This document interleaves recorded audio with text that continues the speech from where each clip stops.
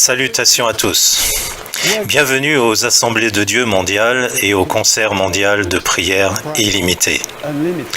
Je suis le président des Assemblées de Dieu de France et je m'appelle René Delattre. Bienvenue en France.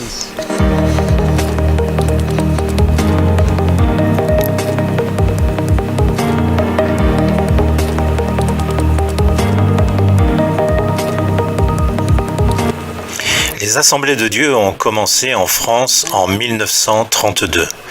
Un missionnaire anglais du nom de Douglas Scott est arrivé dans la ville du Havre pour parfaire sa langue française. Il commença à prêcher et Dieu confirma sa parole par des conversions, des miracles et des guérisons. Aujourd'hui, dans les Assemblées de Dieu de France, il y a un peu plus de 40 000 chrétiens, 700 églises et 770 pasteurs. La France est un beau pays, mais elle a vraiment besoin du Seigneur. Seulement 3% de la population est chrétienne. La philosophie, le matérialisme et la laïcité ont éloigné les gens de la Bible. Parce que Dieu est loin du cœur des Français, parce qu'il est loin du cœur de ceux qui dirigent le pays, il y a beaucoup de problèmes dans notre pays. Notre situation est de plus en plus compliquée. Mais en France, le Seigneur a un peuple et les chrétiens sont très actifs. L'Église relève les défis de la société française et proclame le message de l'Évangile avec persévérance. Elle ne cesse de grandir. Tous les 10 jours, une nouvelle Église évangélique est créée. Les temps sont difficiles, mais quelque chose de spécial a commencé. Nous croyons vraiment que Dieu a commencé à manifester sa gloire dans notre pays et en Europe. Laissez-moi vous inviter à prier avec nous sur 4 sujets importants. Je crois que par la prière, Dieu va libérer notre potentiel et nous allons voir un mouvement du Saint-Esprit sans précédent. Auparavant, laissez-moi vous présenter ceux qui animeront ces moments de prière. Daniel Perlinski, vice-président des Assemblées de Dieu. Robert Després, président du département Action sociale. Bonjour, je m'appelle Daniel Perlinski et je voudrais vous partager un projet de loi de la République qui nous préoccupe, la loi contre le séparatisme. La France a connu de nombreux attentats islamiques ces dernières années. L'assassinat du professeur Samuel Paty à Conflans-Sainte-Honorine, dans la région parisienne, le 16 octobre 2020, a particulièrement bouleversé les Français. Le ministre de l'Intérieur a voulu renforcer le volet répressif du projet de loi confortant les principes républicains, esquissé par le président Emmanuel Macron 2 semaines plus tôt. Face à la nécessité d'une lutte concrète contre l'islam politique et ses dérives meurtrières, l'examen du projet de loi confortant le respect des lois, des principes de la République par l'Assemblée nationale a beaucoup préoccupé les évangéliques. En effet, de nouvelles contraintes pourraient constituer dans la pratique une forme d'entrave à la liberté de culte et au principe de libre organisation du culte. Le texte du projet de loi a été voté à l'issue d'un premier examen par les députés, mais doit être débattu par les sénateurs, qui devraient s'orienter vers une position plus équilibrée vis-à-vis des libertés religieuses. Le pasteur Thierry Le Gall, directeur du service pastoral du Conseil national des évangéliques de France auprès des parlementaires, leur rend visite chaque semaine au Sénat et à l'Assemblée nationale, afin de les sensibiliser aux charges nouvelles qui vont peser sur les cultes et la suspicion que ce projet de loi fait peser injustement sur les religions sans atteindre spécifiquement la cible de l'islam radical. Alors, notre sujet de prière, les mois de mars et avril 2021 seront importants pour le devenir de cette loi. Conscient qu'il y a un enjeu sur la liberté de religion, les chrétiens de France se recommandent à vos prières sur ce sujet et votre soutien en s'en remettant à celui qui juge justement. Que l'Esprit, dans sa sagesse et sa hardiesse, nous vienne en aide. Prions. Seigneur, toi qui as su arrêter les tempêtes, arrêter le vent, Seigneur, tu vois cette tempête qui souffle sur nous tous, sur la liberté que nous avons de pouvoir nous rassembler, de pouvoir annoncer ta parole, de vivre pleinement notre foi. Nous te demandons d'intervenir, Seigneur.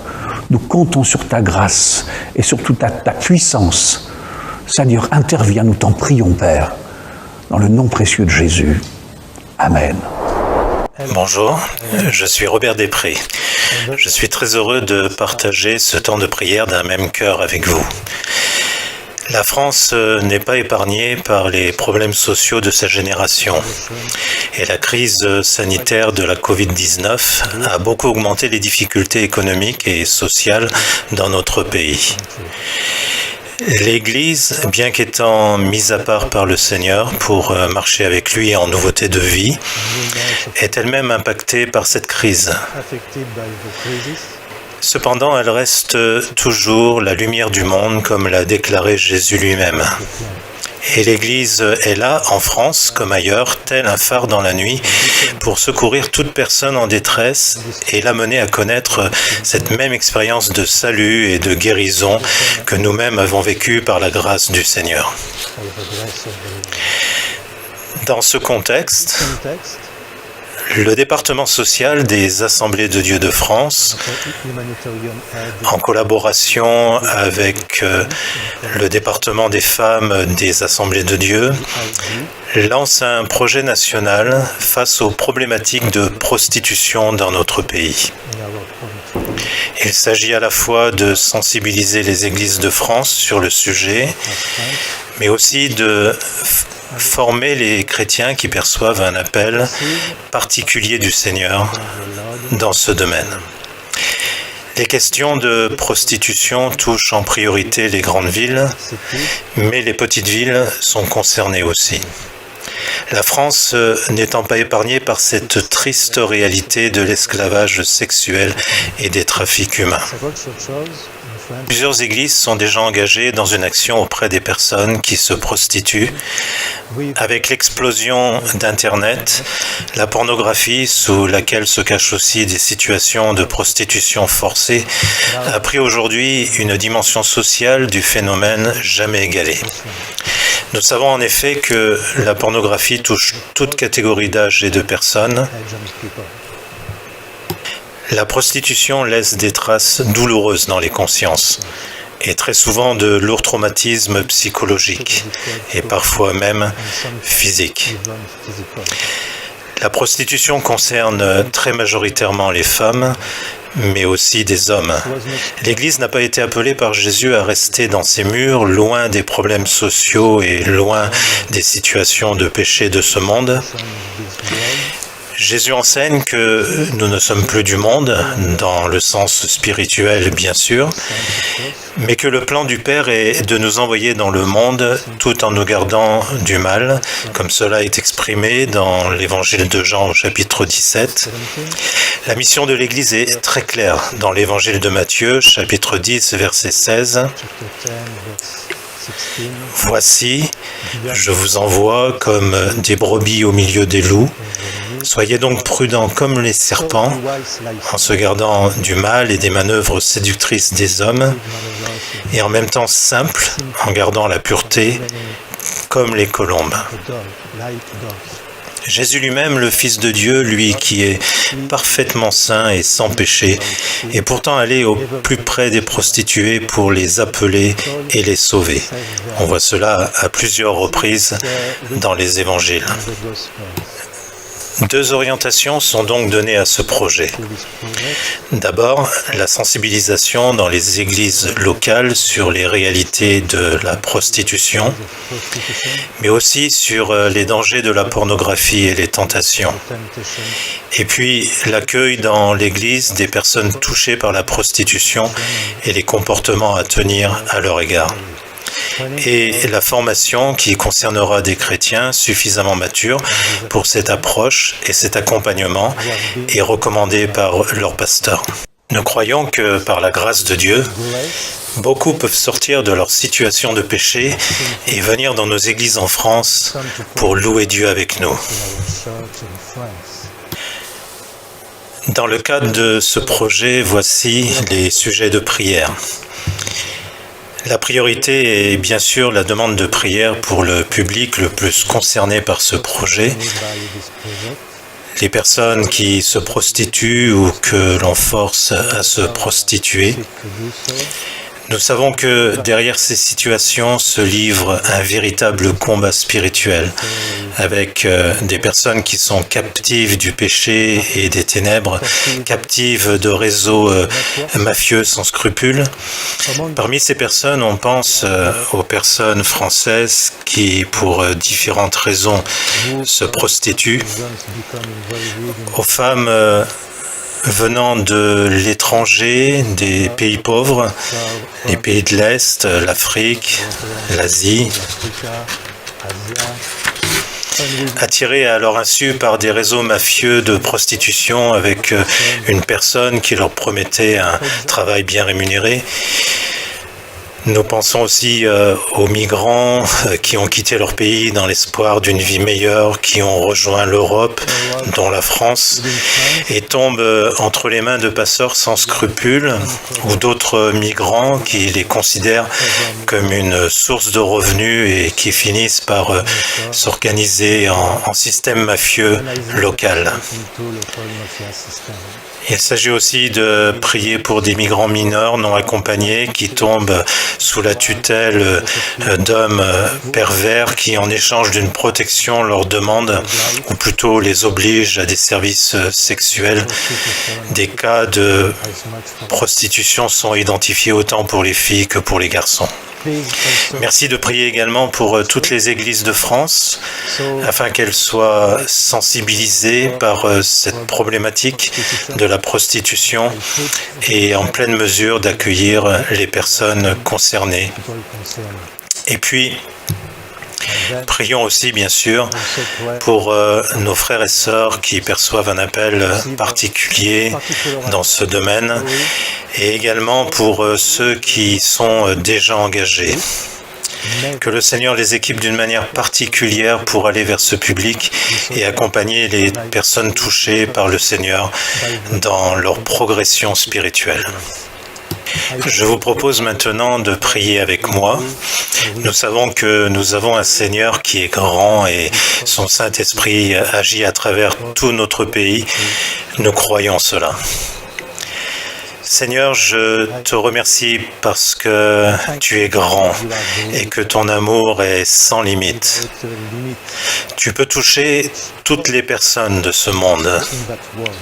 Nous prions en particulier pour les personnes concernées par la prostitution dans notre pays. Nous savons que beaucoup d'entre elles sont contraintes de le faire pour différentes raisons. Et je te demande ta grâce au nom de Jésus, avec mes frères et mes sœurs du monde entier. Je te demande de bénir ces personnes et de toucher leur cœur. Je sais que c'est possible parce que tu es le Seigneur et qu'il n'y a pas de limite pour toi. Tu peux faire toutes choses dans notre pays. Tu connais chacun et tu sais qu'il y a de grands besoins dans les cœurs. Je prie pour que beaucoup de ces personnes viennent dans nos églises au nom de Jésus. Amen. Et maintenant, nous allons prier avec Samuel Tricoire, le responsable national de NextGen, et Pierre Schiner, le coordinateur de l'aide et de la prévention du suicide en ligne. Bonjour à tous, je suis Samuel, l'un des responsables jeunesse en France. Nous sommes très honorés de vivre ce temps de prière pour la nouvelle génération. L'un des grands problèmes que le monde voit aujourd'hui est l'augmentation du nombre de suicides et du manque de relations, les sentiments de peur, de solitude et d'avenir sans espoir pour la jeune génération. Mais dans le même temps, nous n'avons jamais vu autant de créativité et de soif d'authenticité dans l'Église et la jeunesse. Aujourd'hui, nous ne voulons pas prier et parler des jeunes, des adolescents ou des enfants séparément, mais notre objectif est de toucher la génération des 0 à 25 ans, ayant pour but principal, en tant que leader, de les édifier spirituellement, émotionnellement et socialement, d'engager leur cœur dans le royaume de Dieu, pour leur permettre d'atteindre leur génération dans leur Église et au-delà. Notre défi est de promouvoir cette vision pour la nouvelle génération dans le cœur de chaque église afin de construire des ponts plutôt que des murs et de permettre à la génération Z d'être un acteur décisif pour aujourd'hui. C'est le premier défi pour lequel nous prions et travaillons ici en France. Ensuite, même si la génération Z vit dans un World Wide Web, elle est en recherche de créativité et d'authenticité. Créativité pour Dieu, pour développer tous les moyens d'atteindre leur génération. En ce qui concerne l'authenticité, on parle aussi de jeunes, d'adolescents et même d'enfants chercher Dieu comme jamais auparavant. Vouloir aller au-delà des relations sur les réseaux sociaux et rechercher une réelle relation profonde avec Dieu et les autres. Dans toute la nation, nous permettons des temps de ferveur avec Dieu et nous encourageons la créativité dans l'évangélisation. Cette génération veut faire une réelle différence dans un monde de plus en plus irréel. Enfin, la génération Z se bat pour de nombreux problèmes inconnus auparavant. Puis-je vous inviter non seulement à observer ces problèmes, mais aussi à réfléchir à la manière dont nous pouvons faire partie de la solution. Aujourd'hui, dans nos événements en ligne, nous accompagnons des leaders à la recherche de formation, de mentorat et de travail d'équipe. Nous leur donnons des clés sur la génération Z pour résoudre leurs problèmes sociaux, sexuels, de genre et autres. Nous encourageons les leaders à se réunir en équipe d'enfants, adolescents et de jeunes pour construire une église multigénérationnelle dans et hors des murs. Nous voyons les 0-25 ans aspirer à passer plus de temps avec leur Bible que sur les écrans et capables de servir quel que soit leur âge. Le réveil est là. La génération Z veut être l'écho de la voix de Dieu pour leur génération. Oh Dieu, s'il te plaît, enlève le boisseau afin que leur lumière puisse briller dans toute la société. Je vous engage à prier pour ces défis. Oh Jésus, merci pour ton amour envers nous. Seigneur, je suis émerveillé par ta création, par ta sagesse. Tout nous vient de toi. Merci pour l'incroyable créativité que tu nous as donnée et que tu as donnée à la génération Z. Seigneur, je prie parce que tu vois tous les problèmes de cette génération. Tu vois aussi quand ils sont à genoux. Donne-leur ton esprit pour vivre un réveil dans leur cœur et dans leur société. Bénis également, Seigneur, tous les ministères jeunesse dans leurs défis. Viens unir les leaders de la génération Z autour de la grande mission pour eux. Répands, Seigneur, ta sagesse dans toutes les formations, à chaque rassemblement pour les enfants, les adolescents, les jeunes. Aide-nous à voir en chaque enfant un acteur pour aujourd'hui, un acteur de ton royaume, quel que soit son âge. Enlève nos limites pour aimer comme tu aimes et prendre soin de la prochaine génération comme tu le fais. Aide-nous à leur donner un héritage d'ouverture et de sagesse pour nous permettre d'augmenter l'impact de ton royaume en France et partout dans le monde. Je prie parce que je sais que tu veux envoyer ton Saint-Esprit et ta puissance à quiconque le demande. Merci Seigneur. Merci pour cette puissance que tu envoies à tous ceux qui le demandent. Merci pour le nouvel horizon que tu nous donnes, ainsi qu'à ton Église. Envoie la nouvelle génération dans cet horizon, avec ta puissance et ton amour. Dans le nom de Jésus, nous prions. Amen. Salut, mon nom est Pierre. Heureux d'être avec vous aujourd'hui. Voulez-vous vous joindre à nous dans la prière pour les centaines de milliers de Français aux prises avec des pensées suicidaires? Ils sont jeunes, ils sont vieux, des hommes et des femmes, et parfois encore de très jeunes enfants. Ils sont pauvres, ils sont riches, célèbres ou pas. Tous les jours, beaucoup d'entre eux se suicident ou du moins essayent de le faire, parce qu'ils pensent que la vie n'en vaut pas la peine.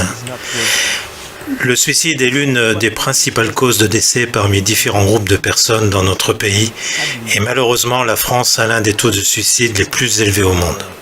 Les personnes qui se suicident le font pour de nombreuses raisons différentes.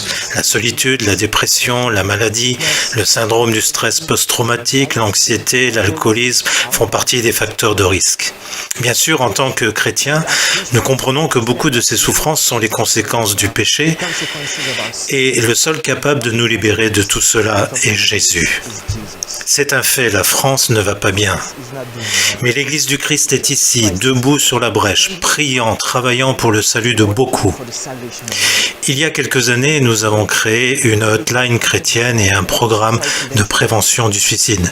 Chaque jour, des gens nous appellent dans l'espoir de trouver une vraie solution à leurs problèmes.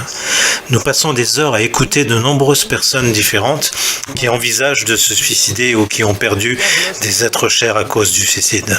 Chaque fois que nous répondons au téléphone, nos premiers mots sont « il y a un espoir ».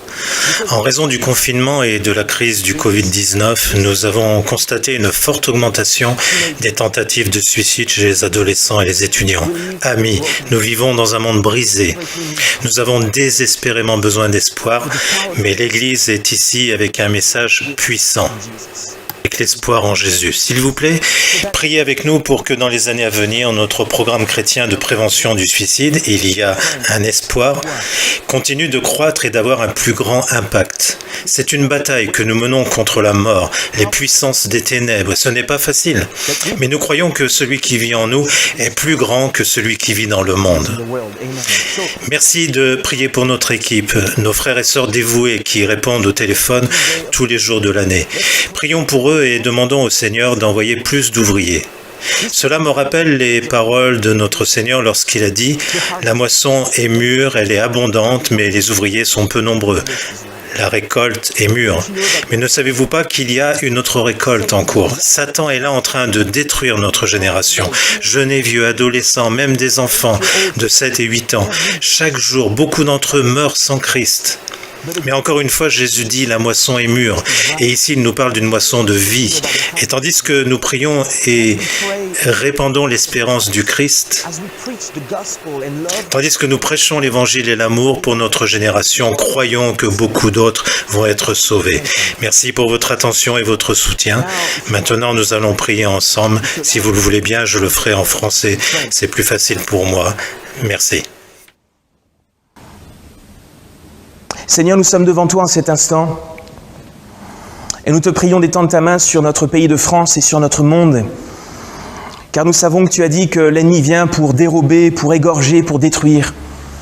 Mais toi, tu es venu pour que les hommes aient la vie et la vie en abondance. Nous te prions, Seigneur, pour que tu poses ta main sur les Français qui sont tellement désespérés qu'ils pensent à sauter la vie. Seigneur, nous te prions pour les familles endeuillées, nous te prions pour les adolescents, les enfants, les étudiants, les personnes âgées. Nous te prions pour nos forces de l'ordre, pour nos agriculteurs, Seigneur, pour toutes ces femmes, tous ces hommes qui chaque jour sont sous le coup de l'illusion diabolique que la vie ne vaut plus la peine d'être vécue. Seigneur, aide-nous à les atteindre avec ton message d'espoir et de vie. Nous te prions, Seigneur, pour les équipiers du centre d'appel, il y a un espoir. Nous te prions, Seigneur, pour les églises membres de ce réseau, il y a un espoir. Nous te demandons de nous accorder ton aide, ta grâce, ton secours, afin que nous puissions atteindre tous ces concitoyens. Touche leur cœur, Seigneur, délivre-les, libère-les de tout ce qui les retient captifs. Tu vois ceux qui sont tenus par toutes sortes d'addictions. Tu connais celles et ceux qui luttent avec des esprits impurs, avec toutes sortes de liens diaboliques. Tu connais ceux qui passent par des temps de crise au niveau de leur couple, avec leurs enfants. Tu connais ceux qui sont seuls. Tu vois ces personnes âgées qui ont entendu que maintenant elles ne sont plus utiles pour la société et qui veulent en finir avec la vie. Seigneur, aide-nous à les atteindre. Sauve-les, c'est notre prière. Au nom de Jésus, nous te le demandons. Et nous croyons que tu entends cette prière. Et nous croyons que nous allons voir encore des effets de cette prière. Merci pour les millions de frères et de sœurs dans le monde entier qui se joignent à nous pour prier, pour chercher ta face et qui vont aussi répandre le message puissant et libérateur de Jésus dans leur génération. À toi soit toute la gloire, Seigneur. Amen. Maintenant, nous continuons à prier pour la France.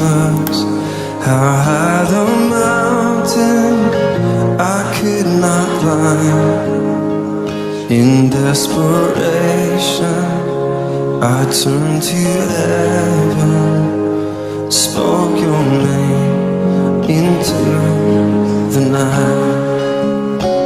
Then through the darkness, your loving kindness tore through the shadows of my soul. The work is finished, the end is written. Jesus Christ, my living hope. You're my living hope. So great a mercy, what heart could find such boundless grace? The God of ages stepped down from glory to wear my sin and bear my shame. The cross has spoken, I am forgiven. The King of Kings calls me his own. Beautiful Savior, I'm yours forever. Jesus Christ, my living hope. Hallelujah, praise the one who set me free. Hallelujah, death has lost its grip on me. You have broken every chain. There's salvation in your name, Jesus Christ, my living hope. Hallelujah, praise the one who set me free. Hallelujah, death has lost its grip on me. You have broken every chain. There's salvation in your name, Jesus Christ, my living